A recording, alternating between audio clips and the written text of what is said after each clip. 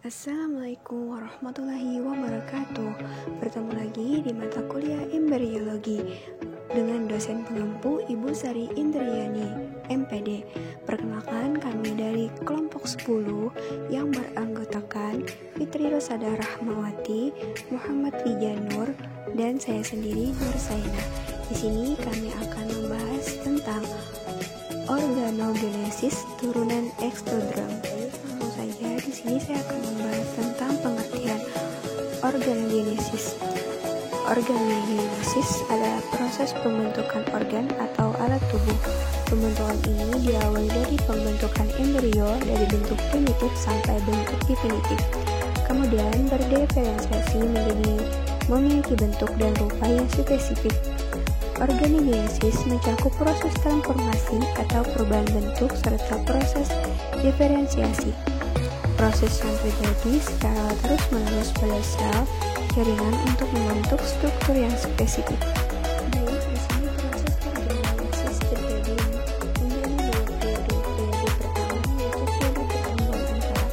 Periode ini terjadi transformasi dan diferensi bagian-bagian tubuh embrio sehingga menjadi bentuk yang definitif yang khas bagi suatu spesies, seperti pada katak pada tingkat berudu. Yang kedua, periode kedua itu periode pertumbuhan akhir. Periode pertumbuhan akhir adalah periode penyelesaian bentuk definitif menjadi satu bentuk individu, pertumbuhan jenis kelamin maupun bentuk wajah yang khas bagi suatu individu. Namun pada apes, reptil, dan mamalia, batas antara periode antara dan akhir tidak jelas. Organogenesis yaitu proses pembentukan organ-organ tubuh pada makhluk hidup, hewan, dan manusia. Organ yang dibentuk ini berasal dari masing-masing lapisan dinding tubuh embrio pada fase gastrula, yaitu pada lapisan ektoderm dan lapisan mesotderm. Materi selanjutnya yaitu pertumbuhan awal ini terjadi pada transformasi dan diferensiasi pada bagian tertentu pada tumbuhan embrio sehingga menjadi bentuk yang definitif. Contohnya itu pada bentuk produk pada katak. Terjadinya penyelesaian bentuk dari bentuk definitif menjadi bentuk individu yang sempurna. Baik, kita lanjut ke materi yang selanjutnya, yaitu ada organogenesis turunan mesoderm. Pada proses organogenesis turunan mesoderm ini akan membentuk suatu struktur yang terdiri dari beberapa organ penyusun tubuh. Mesoderm akan berkembang menjadi sebuah organ urogenitalia dan salurannya. Saluran tersebut tuh ada dua, yaitu ada ginjal dan ada gonan.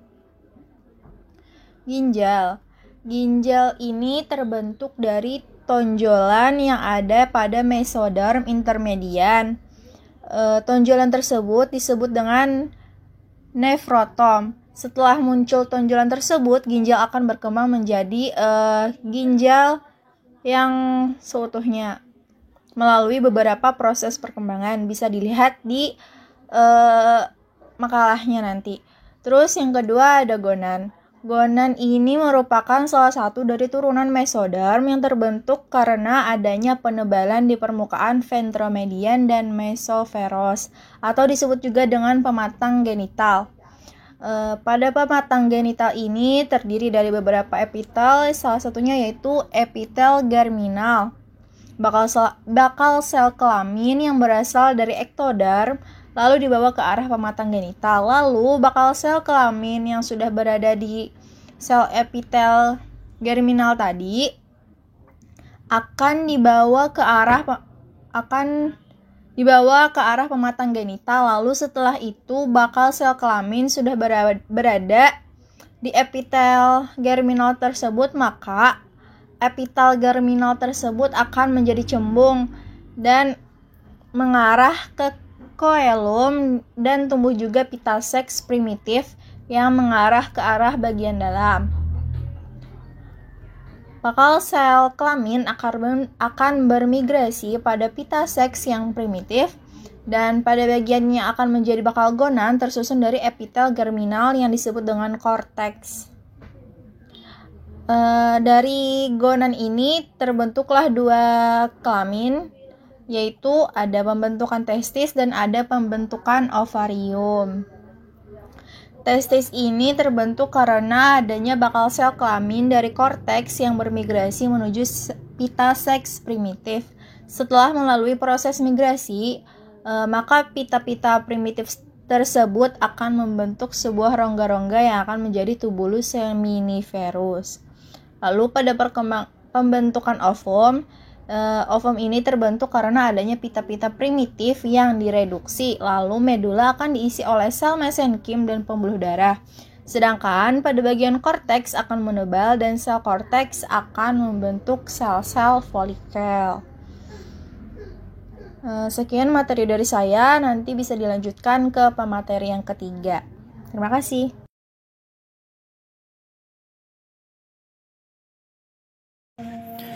Kemudian selanjutnya yaitu organogenesis turunan endoderm. Turunan endoderm terbagi menjadi 8. Yang pertama, pembentukan saluran pencernaan.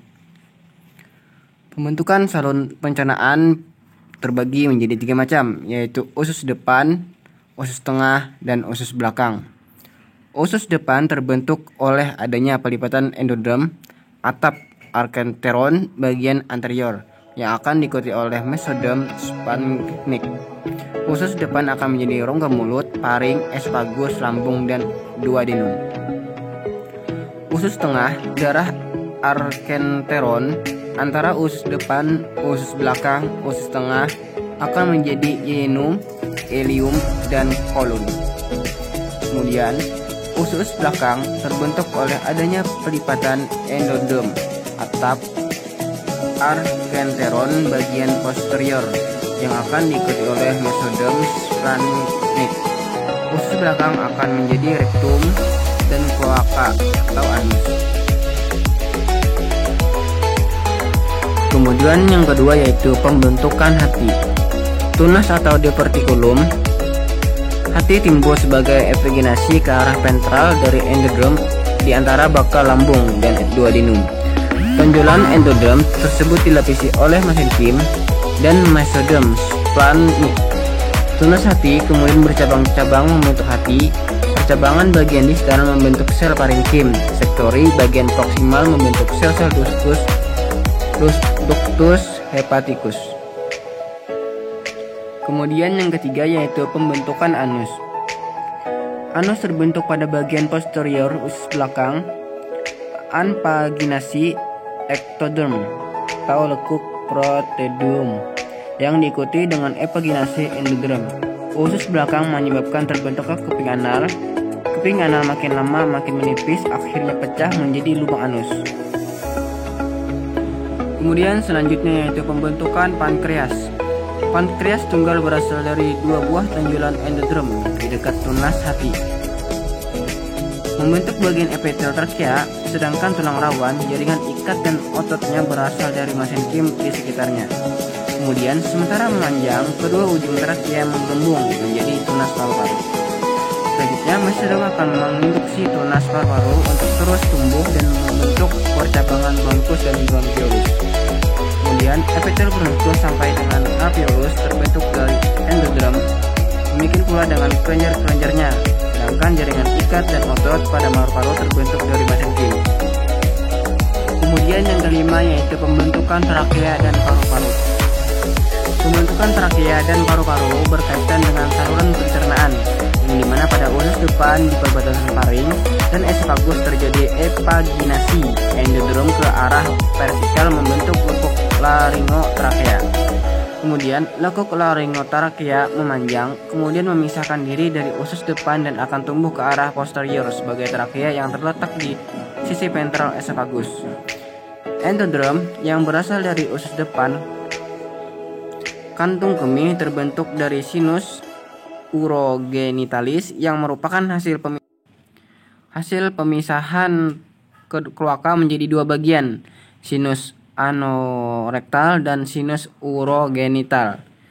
Sinus urogenital sendiri terdiri dari 3 bagian. Bagian atas membentuk kantung kemih, bagian berikutnya membentuk sinus urogenitalis, bagian panggul, dan bagian terakhir membentuk sinus urogenitalis atau bagian penis. Kemudian selanjutnya yaitu pembentukan kandung kemih. Kandung kemih terbentuk dari sinus urogenitalis yang merupakan hasil pemisahan kloaka menjadi dua bagian, sinus anorektal dan sinus urogenital. Sinus urogenital terdiri dari 3 bagian. Bagian atas membentuk kandung kemih, bagian berikutnya membentuk sinus urogenitalis, bagian panggul atau pada pria membentuk uretra, dan bagian terakhir membentuk sinus urogenitalis atau bagian penis. Kemudian selanjutnya yaitu yang ketujuh, pembentukan uretra.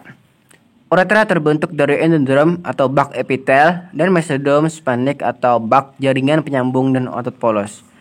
Akhir bulan ketiga, epitel ureter membentuk tonjolan keluar yang pada laki-laki akan membentuk kelenjar prostat, sedangkan pada perempuan membentuk kelenjar uretra dan parauretra. Kemudian selanjutnya yaitu yang kedelapan, pembentukan alat reproduksi. Pembentukan testis. Kromosom Y yang terdapat pada embrio atau embrio pria akan mengubah gonad primitif menjadi testis. Ciri khas dari pembentukan testis adalah perkembangan bagian medula yang lebih pesat dibandingkan dengan bagian korteks. Yang menghilang, bagian medula akan berkembang menjadi tubulus semiperus. Sedangkan di bagian periferanya akan muncul tunika albuginea yang seminalis disebut ductus ejaculatoris, merupakan suatu jaringan ikat fibrosa. Selain itu terdapat sel Sertoli atau berasal dari epitel permukaan kelenjar dan sel Leydig berasal dari rigi kelamin. Pada korda testis, tubulus seminiferus akan terhubung ke ductus mesonephorus melalui saluran ductus efferens.